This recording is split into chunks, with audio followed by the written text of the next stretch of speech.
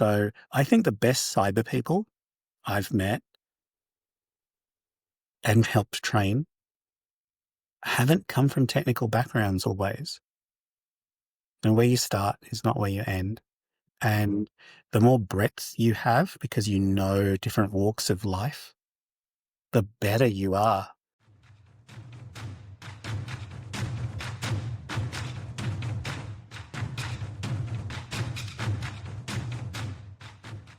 Welcome back to the Cybersecurity Mentors Podcast. Today, we're diving into part 2 of our conversation with Suthagar Sivaratnam from the Australian National University breach. Yeah, if you missed part 1, definitely go back and give it a listen first. We talked about how one of the most advanced university breaches unfolded from the initial compromise to the incredible amount of persistence the attackers maintained. Exactly. In this episode, we pick right where we left off with the ANU team making a critical firewall change that temporarily kicked out the threat actors of their network. Yeah, you'll hear what happened when they got noisy and how the team handled the data breach and how they managed communications under this pressure and stressful situation. We also talk with Suthagar about transparency and public accountability, how they chose to communicate openly about the breach, and what that meant for institutional trust. Yeah, plus toward the end, we dig into the lessons learned and some powerful leadership insights. Again, about communication and communicating with compassion when everyone's under fire. And if you're an aspiring cybersecurity professional, stay tuned because Suthagar closes with some great advice on building a meaningful career in the field of cybersecurity.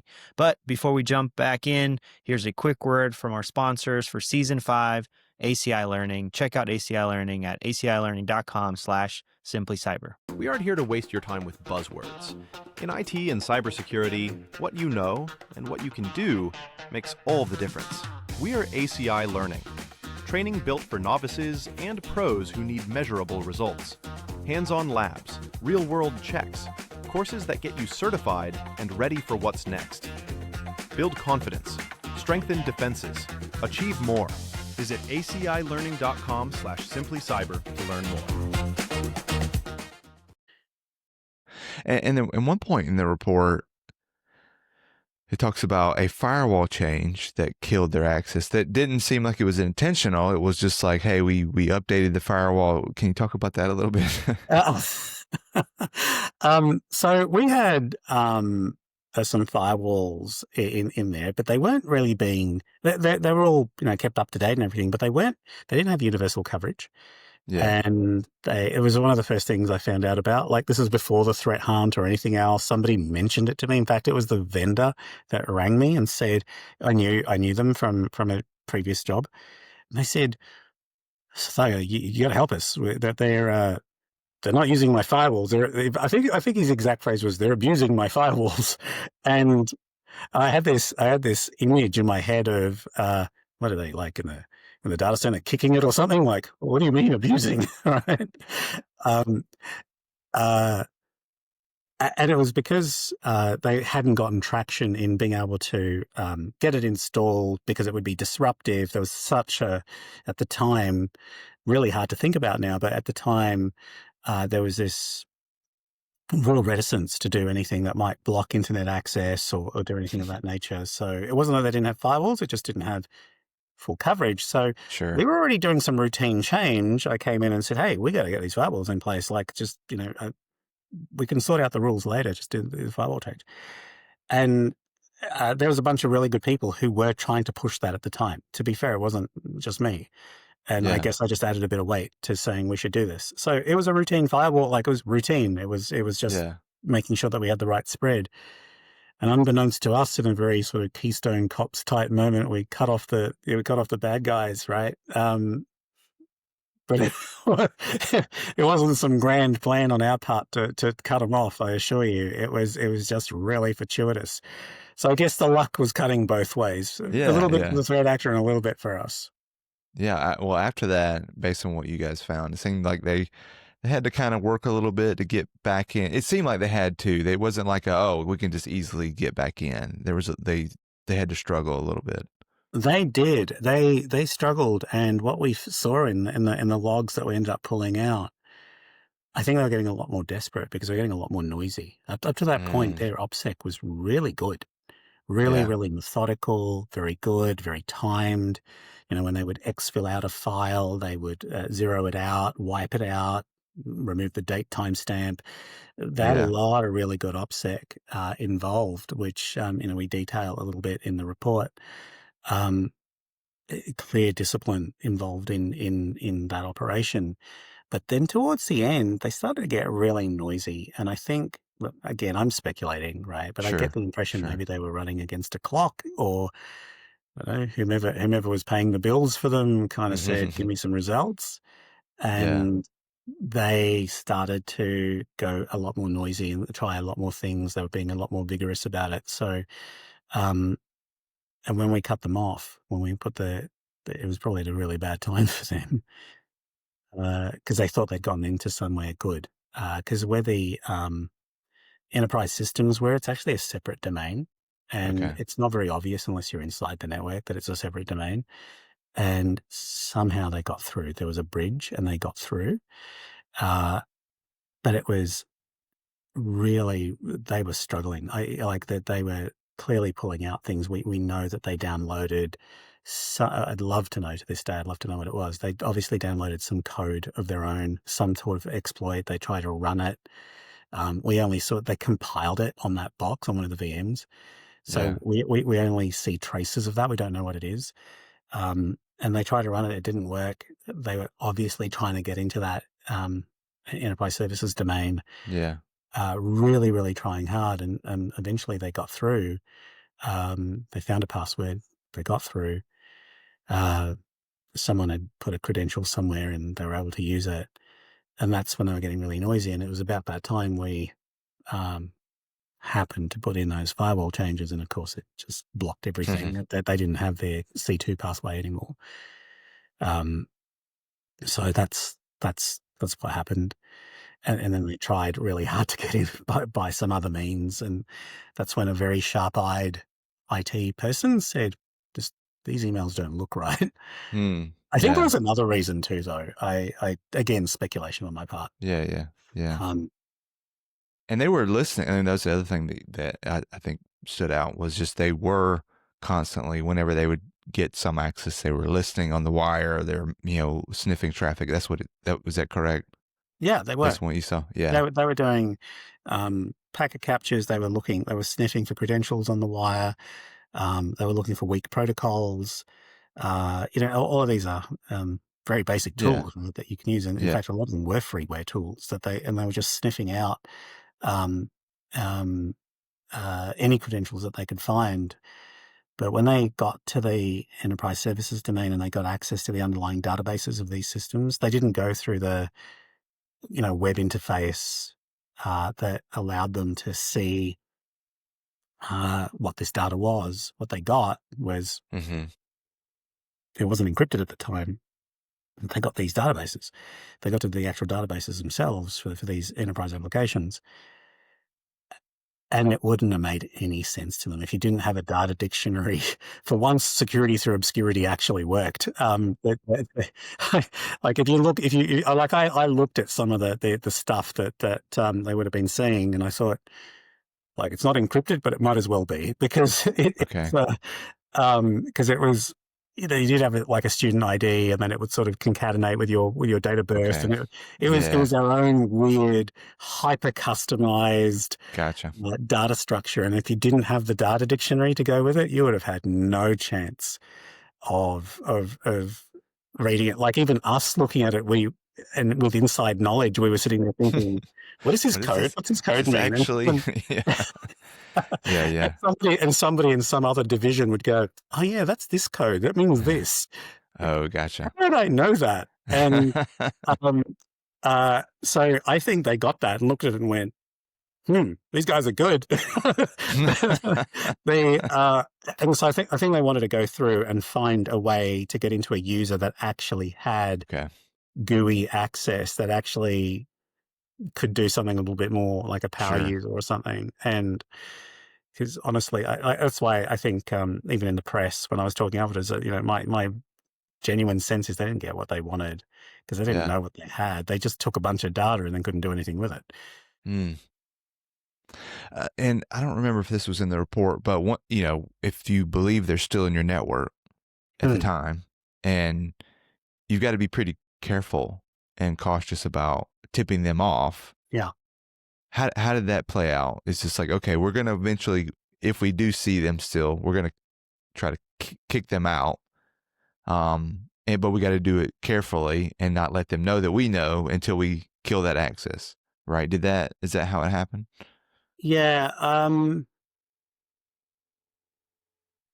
We, at the time, because we were still seeing some things, we weren't sure if they were active or something residual that they left running or, so their activity at the time we cottoned onto them was them trying to get back in. Okay. And they had some purchase in some other parts of the some other parts of the environment in one of the research schools. That's what we picked up. So we weren't seeing them in the sort of core of the network where we were most worried. They were more historical traces. But to your point, and certainly in other circumstances that I've had to deal with, yeah, when you're up against a live actor, you are trying to balance the intelligence value of looking at what they're doing and how they're doing it, and therefore, some of their motivation techniques and the tradecraft that they're using, and that obviously is very useful to you, and it's useful to the authorities. It helps you defend better the next time, and also to contain them. You've got that, but there's also the harm minimization, right? Component, and at some point that outweighs the intelligence gain. You just have to do it. You're there ultimately to protect. You try to hold that as much as you can because there's so much valuable stuff that you can find out, and not just to protect yourself for next time, but protect others as well. Yeah. But at some point that becomes too dangerous. That becomes too much of a risk, and you just have to act. Okay, if you tip them off, that's fine. Good. But get out of my network.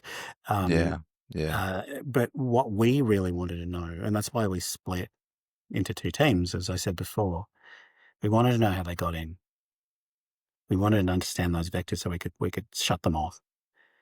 And we wanted to know what they were going after so that we could put other measures in place to protect that target, whatever it might be. So that's how we did it. We teased it out that way. And then we were very, very gentle in our probing. We were trying really hard to maintain our own OPSEC. But at some point you make the call. Doesn't matter what you do. They're going to find out. They're going to know that you know. Yeah. What we didn't know at the time was they already thought we knew because we'd cut them off with the firewall change. Right. So no one had told us that we knew. That was the only difference. But yeah, you're absolutely right. And if they were much more live, there would be a lot of caution around what we do, what we don't do. But there will always come that tipping point. There will always come that tipping point of, okay, it's eviction time. Sure. Yeah. Just a couple other things. Sure.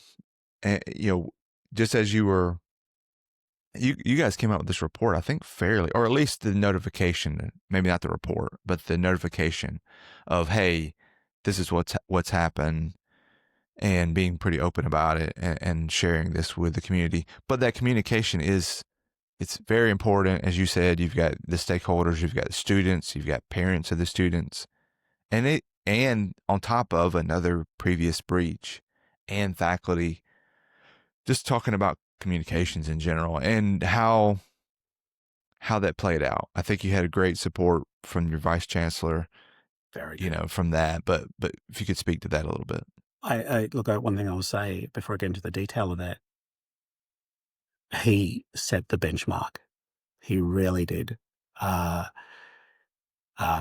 we were advising him and helping him write, what we were writing, what was ultimately sort of put out, he had a lot of input into it, and it was his voice at the end of the day. And he wanted to own it.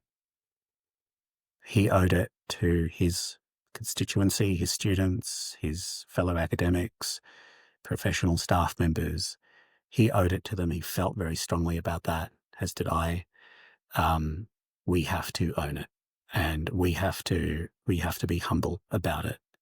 We have to say we're sorry, and as I said earlier, you have to always be in control, and being in control is also being in control of the narrative. Because if you're not controlling the narrative, somebody else is controlling it for you. Right. When we played an incredibly, to your earlier point about not tipping off the threat actor, we made sure that even the media wasn't tipped off. Like, there was so much control for those 2 weeks as we hardened, because what we thought was going to happen, and it did, what we thought was going to happen was, as soon as we went live, it might create a reaction from either that threat actor, Right. not likely, but more likely others who might just be opportunistic and see if they can get in whilst we're still down and out. So that's why we try to keep that time from when we first knew to when we went public. It was like a 2-week period. Yeah. 1 week to marshal our resources and start getting started, and 1 week to just batten down everything that we could. We didn't want to let it go beyond 2 weeks.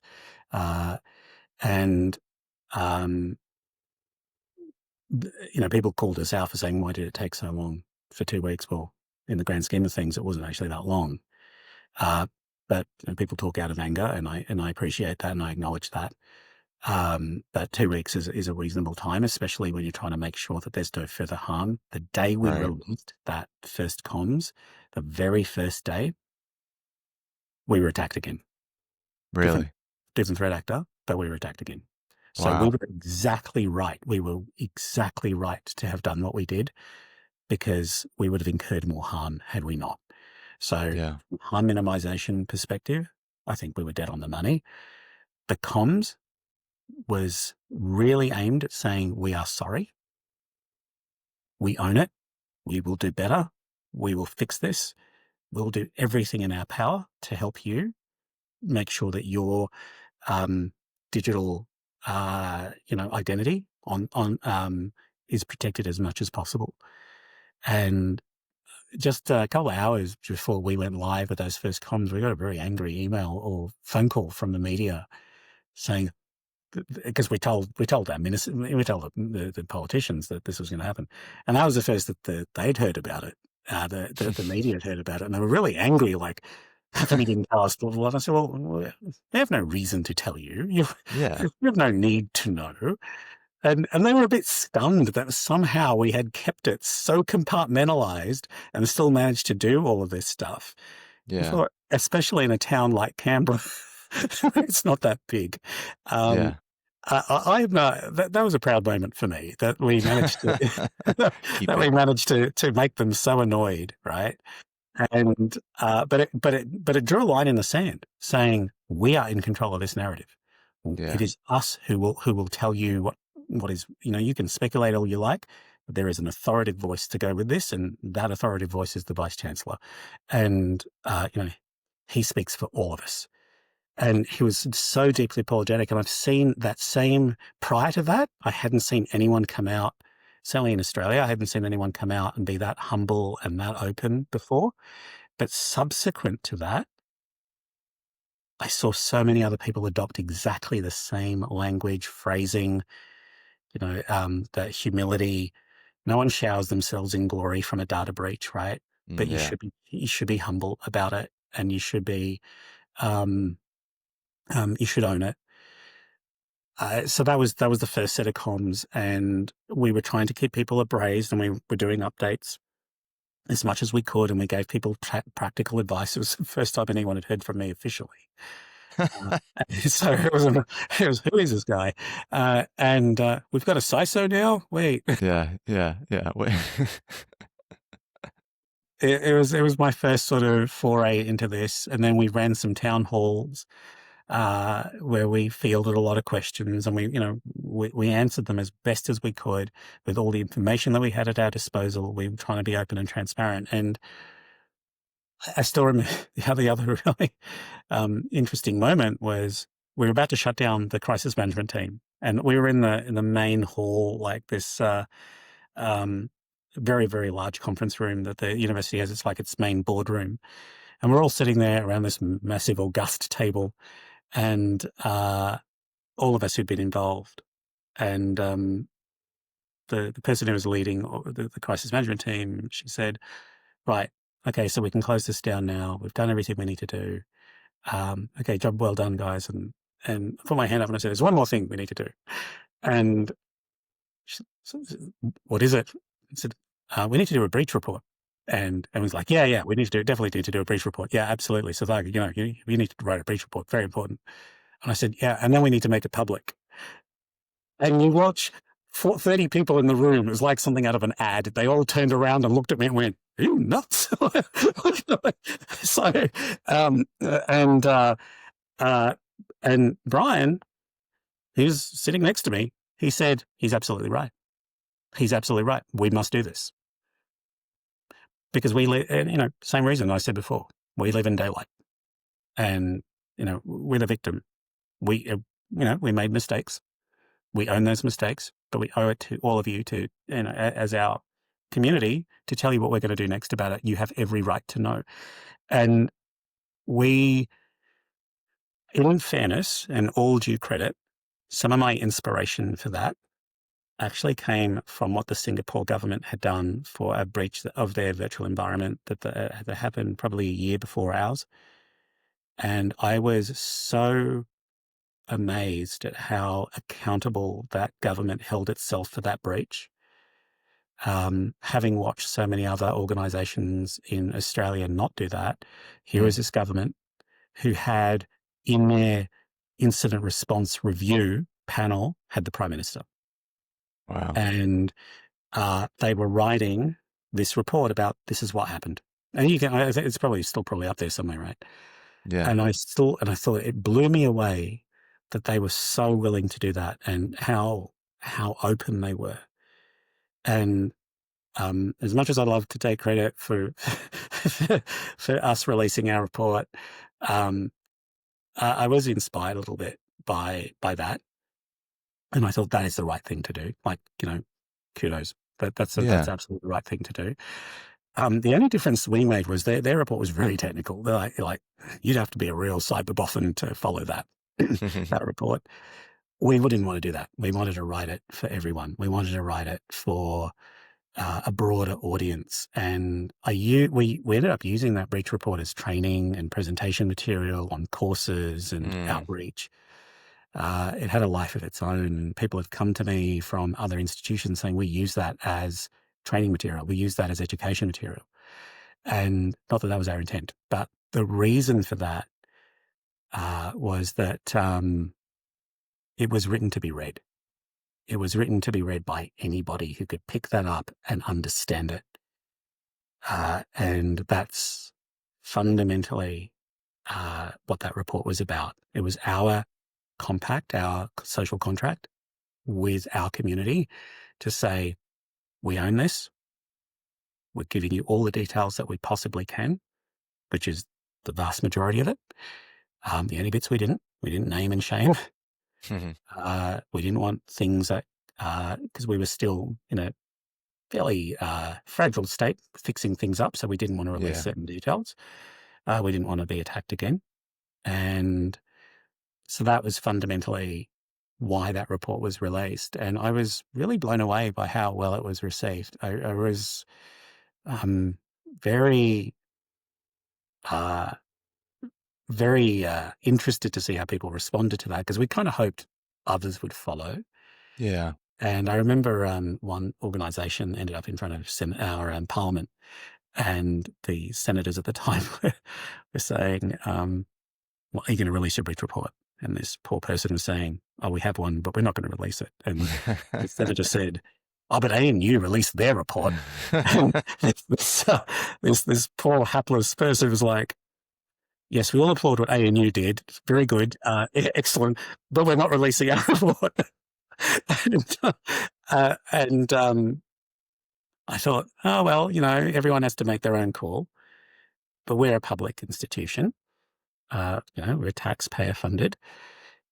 We have a very open democratic environment, dare I say, full of academic freedom, and we owed it to the spirit of that place, to ANU to do that. So that's otherwise we would have done a breach report, we would have shared it with various stakeholders, and it would have become shelfware. Yeah. Right. Today it has its own. Years later, people are still talking about it, and Yeah. I'm pleased that that people got some value out of it. I really am. My only regret, straight after I wrote that report, it had been a long month or two, and I took a couple of weeks leave. I said, I need to decompress. Yeah. I need to go fix myself. And I just stayed at home. I wasn't doing anything else other than being at home and just sort of relaxing. And I made a rookie mistake, John. Rookie mistake. After that report was released, I read my own press, and I read it on LinkedIn. Oh. And all I can say is, and I didn't have much of a presence on LinkedIn back then, and all I can say is it was predatory self-promotion is how I can best describe it. People were having a go at the report as though it was fake and that we were using it for deflection, and there were all these, nobody would do this unless it was a fake thing, and someone was being really narky saying, "I'll check it for viruses because it probably has a virus," and it was all this sort of really narky stuff. And Yeah. I just sat there thinking, "Oh my God, what have I done? I've led poor ANU up the garden path. Oh dear Lord, what have I done? This is terrible. I thought I was doing the right thing. It worked for the Singaporean government. How come it didn't work here?" I have completely misjudged this. And then Richard reached out to me, Richard Galt. He reached out to me, and he said, "Hey, I've done this report. What do you think?" And he was the only person I made actual contact with. So many other people reached out to me on LinkedIn seeking comment and all the rest of it, and I didn't want to talk to them. Yeah. And, partly because I just wanted a break, right? But Right. Richard, I actually entered into a dialogue, and I said, "I cannot thank you enough for doing this, and I will confirm for you that you got 98% of it correct. And the other 2% you couldn't have gotten. There's no way you could have gotten because it wasn't in the report. So you did it brilliantly. And just when I thought I was losing faith in anyone with cyber in their title, you come along and you do this. Like, you've restored my faith in my industry. Thank you so much." And I said, "But I really love you, and I hate you at the same time." And he said, "Why do you hate me?" And I said, "Could you have done this 2 weeks ago? Because my holiday." Like, if you'd done this 2 weeks ago, I would have been a happy person. I would have enjoyed my holidays. But I ended up meeting him in London a year or so later, and I took him out to dinner. I said, "I owe you this dinner because you restored my faith, and you did such a good job. And I'm so thrilled that there are people out there who genuinely gravitate to the right message of this, Right. and have the expertise to unpack and reverse out the expertise that we had to not hide, but turn into, sort of lay sort of language." Right. And you were able to do that. Like, that doesn't just speak to your ethics or your,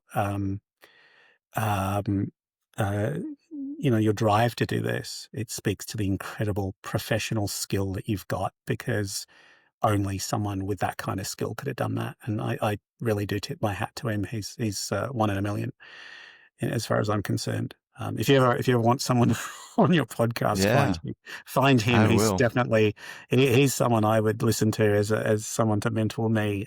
He's just absolutely brilliant. UK based. So that was our report. As I said, it got used a lot. I still have people reaching out to me saying, "Hey, do you know I use this in my course? Do you know they teach this at this particular place?" No, I didn't. I didn't even put my name on it because it belonged to the ANU, right? It belonged to all of us. It wasn't my report. So I was very touched by that. Brian went on to hit, in every presentation I do, I have this slide from his works. He went and spoke to his peers in the university community, the other VCs, federal government, and he started off by saying, "I want my pain to be your gain." And he said, I want you to take advantage of what we have gone through to protect yourself. And so many people from the rest of the sector came to me afterwards and said, your report helped me start a conversation with my VC or my whomever so that we could get more funding. And if that report didn't do anything other than that, I'm so pleased. I'm so incredibly pleased that it helped others in a way that we may not have intended originally. Yeah, and I, not trying to. It's just lessons learned, and I was going to talk about just for you. You mentioned a few of these, but before I do that, I will say, It just helps relate the stories from other, especially higher ed institutions that are similar. We have similar challenges, but when you're communicating, hey, this is what happened, and this is how it happened, this is how they were affected, here's what they learned from this situation. Let's learn from them. Let's not go through the same if possible, if we can. If there's one thing we can change that makes us better, makes us stronger, it just relates so that your report being that example, right? Other universities can look at that and say, look, everybody has similar challenges. So let's look to work together to try to prevent this from happening here. And I've done that from other breaches, and just try to help each other, because it really is the bad guys working together, right? They're working together. And we can help each other in ways like this. Yeah, I think, that's going back quite, 6-7 years now, but I think things are a little changed for better and for worse. I think there have been so many breaches that it's not as salacious in the press anymore. And I think it's pivoted a little bit from, hey, I don't want to disclose that this happened to me because it's very shameful, to, hey, this has happened to me because I have to report it in a regulatory way. I have to be transparent. And I have to be apologetic and all that kind of good stuff. But I haven't seen it quite tilt into full transparency. I haven't quite seen a lot of that yet. I'm still hopeful that will happen. But I have seen a more accepting dimension to it. Having said that, I've also seen, class actions and legal actions being much more at the forefront. I was reading a report a couple of weeks ago about how there was a mapping of class actions here in Australia against missing controls and how they were going through the controls list of what this organisation didn't have and should have had. So, wow. This is the level at which the legal response has become, right? And I sat there wondering, is that going to aid transparency or not? Because from a defender perspective, exactly to your point, John, we should be working together and we should be sharing this so that we're all safe. One saying that I have over and over, harm to one is harm to all. And if we don't share, we're going to be weaker. We're much stronger together when we share and we are open and we're not judgmental to one another. Because I'm sure a lot of people read that report and went, there but for the grace of God goes us, right? Yeah. And that's we shouldn't judge one another when these things happen. We should be helping and making the whole ecosystem more resilient. It's probably not a view everybody shares, but it's one that I hold very strongly. Yeah, I agree. So couple questions. Sure. Just in general, looking back, you've talked about a few things you might have done differently, but just any lessons that you would share just from living through that breach, and if there were things you would do or approach it differently for people that are going to, if you're in security, you're going to experience incidents. You're going to have a bad day. You're going to have a bad week. Yeah, you will. Yeah. You definitely will. So anything you would share to those, hey, I think some of that is just just some of the things you said, just the compassion and understanding and strengthening each other. Like, hey, we're going to get through this. But anything else you would do or say to look at it differently? There are things that I think we perhaps could have been a little bit more on the front foot around. So you got to think about the comms to the public really carefully. So it wasn't just the first wave of comms, which I think we did reasonably well. It was the subsequent set of comms. Like we dialed in an entity called ID Care, which is a not-for-profit organization that can help people restore their identities.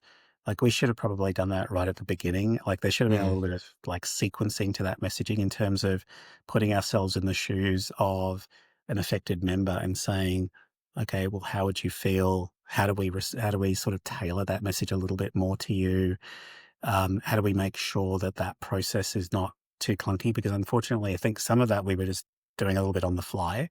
Sure. And looking back on it now, that it didn't go badly, but it could have been a bit more. It could have been a bit more smooth. Like we set up a call center and surge capacity and all that kind of stuff. But some of the comms bit, I feel like in that aftercare period, probably I would have done a little differently with hindsight and knowing the constituency a lot better as well. Yeah. At the time, I only was 6 months in, so I didn't know them too well. So I think there are things that I would have done a bit differently. That the advice that I gave around, here's some controls you might want to apply at home, strong password managers, all that kind of stuff. It was a bit stilted. It felt, somebody said to me afterwards, it sounded like somebody from corporate wrote it, not you. Funny thing, it was actually like I sent it to corporate too. And they said, that doesn't sound like you at all. And I thought, oh yeah, you're right. That authenticity needs to be there all the way throughout, that warmth, that authenticity, always reflecting back that you've got a human being who's been affected at the other end, Right. particularly when there's PII involved. It's their personal information. It's theirs. You're a custodian that unfortunately has allowed that to beyond your control, but has allowed that to go out into the wild. And someone at the other end is going to be very angry. Because they trusted you, and they will see it as a breach of trust, and you need to factor that into your comms. So I think my replay to anyone is be really mindful. Don't be. I do worry that because we've seen so many breaches now, and you get every day there's another breach. I think there was one for Tenable today.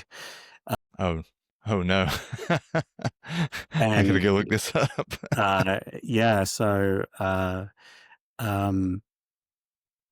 It's really sad, right? It's really hard, but you don't want to get so normalized to it. Yeah. Like that should never be. There is always a human story behind it, and so that's a reflection of what we could have done a bit better. I think we could have been talking about it a little bit more. Like I did a lot of presentations, and maybe it was just the sign of the times, to be honest, because I think things have moved on a little bit, but I didn't get a willingness of a lot of people to sit there and talk about it. Like, but one thing that we did reflect on and do something about, we had journalists come down looking for outraged students. They wanted, quotes from outraged students. And all they got was a meh. And I thought, oh my goodness, what have we done to these students that they think that a breach is like so passé, right? Yeah. Oh my goodness, what have we done? And there's a cynicism to this that we didn't think about.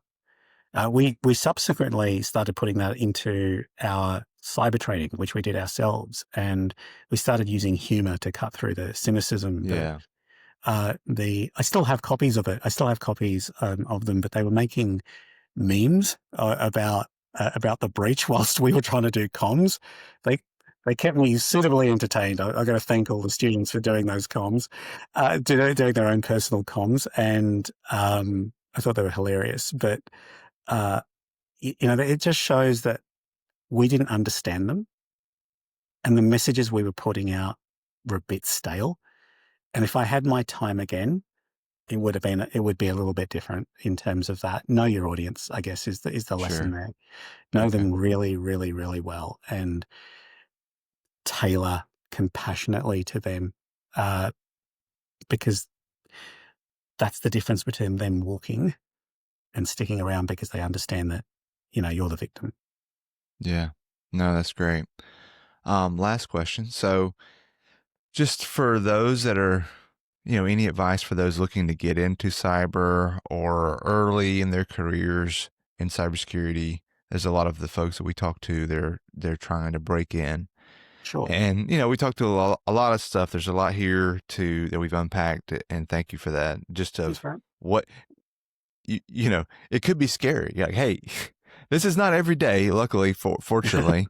But there is a lot here that can happen. And some of the things that I think about and I try to communicate is, you have to understand that you're going to have those days that are going to be tough. And we in security need to be able to work together, have good communication, all the things you talked about. But are there any advice you would give to those that are early in their career or looking to get into cybersecurity?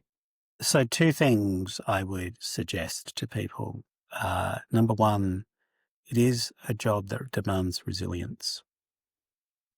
And some of that comes from compassion to oneself as well as to others. But some of it is also an internal fortitude, because you're going to have those bad days, and it feels like a real marathon interspaced with bursts of 100-meter sprints. It's tight. It can be tiring, and it can be not everything's inside your control, and you're going to be frustrated because you know what to do. Right? And most of the time you're not in incident response. Most of the time you're not in that world. Yeah. Most of the time you're trying to strengthen things to stop them from happening, right? You're in the resiliency mode, not the response mode. And you're going to come across people who still don't have MFA on their account, or something ridiculous like that. Like, why can't my password be password, right? And you sit there thinking, what, have you been like living under a rock for the last decade? I mean, do I really need to do this? Is this some kind of stitch up? And you sit there wondering, and it's really deflating, because you know that something simple can stop a lot of harm from happening. Yeah. An analogy I use, it's probably the same in the US, but in Australia on beaches we have 2 flags, and you're supposed to swim between the flags, right? But it doesn't stop people from swimming outside the flags. but to me, cyber is like some swimmer has managed to get caught in a riptide because they swam outside the flags, and so the lifeguard has had to go in. You're the lifeguard, and you've dragged them back to shore, kicking and screaming all the way, and then finally you get them up onto land. And the first thing they do is pick up a bit of sand and throw it in your face and say, "How dare you save me, sir?" And then walk off back into the water, and you think, "What just happened?" And so you're going to have days like that, because that is normal. Yeah. You're dealing with human beings. And if you're going to be a good cyber person, be a student of human beings, right? Really understand the psychology that goes into turning the dial. That is a far more powerful weapon than EDRs or NDRs or SIEMs will ever be, right? It is a cultural thing. At the end of the day, what is a breach other than a sequence of bad decisions, the outcome of a sequence of bad decisions? So stop them from making bad decisions, right? You've got to guide them. That's the whole premise. You are a guide. Yeah. And you've got to guide them. And that means you got to know the mindset of the person you're dealing with. And it might not work the first time. And you might sit there thinking, I'm not sure we're speaking English. I got to try again. And you've got to change your message. If you don't get the Yeah. response, change the message, right? And you Right. got to change the message to find something that works for them. Get good at that. Get really good at that. So I think the best cyber people I've met and helped train haven't come from technical backgrounds always. And where you start is not where you end. Yeah. And the more breadth you have, because you know different walks of life, the better you are. One thing I used to do with my SOC team at ANU, we used to go for visits. We used to stage visits to other parts of the university. So they tell us about all the fun things that they were doing with their, with their science experiments and so forth. And it was kind of cool. Yeah. Like it's just ridiculously cool because nowhere else in the world could you get that, right? Other than a Right. university. Right. But I did say to them, you're never going to understand this place looking at your screen. That does not tell the real story. It doesn't tell the why. So if you think tool proficiency, what I call buttonology, if you think that alone is enough, you're on the wrong path. You're on completely the wrong path. So I highly recommend to people, be a student of human nature. Get out there and talk to the people who are most affected by the decisions you make, by the things that you see. We talk about pattern of life as a mechanism to understand the data. Well, go and see the life. Go and see why this person is doing what they're doing. They don't want to do MFA because they're in a lockdown environment and they can't take their phone, right? Yeah. Oh, okay. Well, let me go and help them. You need to have that mentality. They're not doing it because they're silly. They're doing it because they don't understand, or they need to be guided to a place that's free from care. No one truly wants to be unsafe. So I think just having that mentality. And the last thing I would say is, if you haven't done something other than cyber, take time out to do something different. It sounds really weird. Like, I've seen a lot of conversations around, should cyber be your first job? And there is a very compelling case as to why maybe it shouldn't. Because there is so much intersect and so much broad thinking. It's such a broad and ecumenical church, right? There's so many avenues, technical and non-technical, from where you can start. That's what I love about being a CISO. It's so multidisciplinary, so transdisciplinary in the thinking that you've got to bring to bear. And my recommendation is, if you do want to be a CISO one day, take a step out, go and work in the business, right? Whatever it might be, to see it from the outside in, look at security from the outside in and go, okay, my job is not to increase friction. My job is to reduce friction. My job is to make these people's lives easier. And even just taking a step out for half a year, your perspective will broaden so dramatically, and you're going to be just that much better a cyber professional. So especially if you're going into leadership roles. So I highly, highly recommend that. Yeah.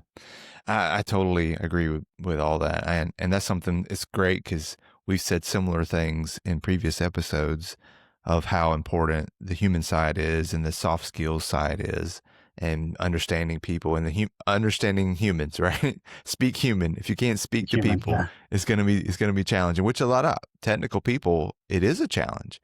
They're very, very smart. They know the ins and outs. They know the ones and zeros, but they have a hard time, I would say, in IT in general, but also in security, being able to communicate to leadership, especially, but in general, like this report, putting it in layman's terms enough so that a student could read this. Okay, I get it. Right. And that's, I think too, that's the superpower that you can bring, it's a skill you can learn. That's a good thing, right? It is a skill. Yeah. It's not, some people have it more, maybe they're more, it comes easier to them, but you can definitely get better at it and keep getting better at it. And that's a great thing, because it's not just I'm not a great speaker. Well, you can get there, you can get there with practice and training. Absolutely. Yeah. Yeah, definitely. Well, Suthagar, just thank you so much. This is great. I really appreciate your time and going through this, and just your perspective on everything was great. I really appreciate it. And I think there's lots of just lessons from this, but just concepts and the mindset of how you guys approach this, and your mindset behind this and making this report public. That's why I found it and have used it and talked about it with my team, and I'll continue to use it. Now I'll even have more data behind it and your stories behind it to help me in my role. So just thanks so much. Thank you for having me here. It's been a pleasure. Yeah. All right, everybody. That is the end of our episode. Thank you. And a huge thank you to our sponsor for Season 5 of the Cybersecurity Mentors Podcast, ACI Learning. You can check out ACI Learning at acilearning.com/simplycyber.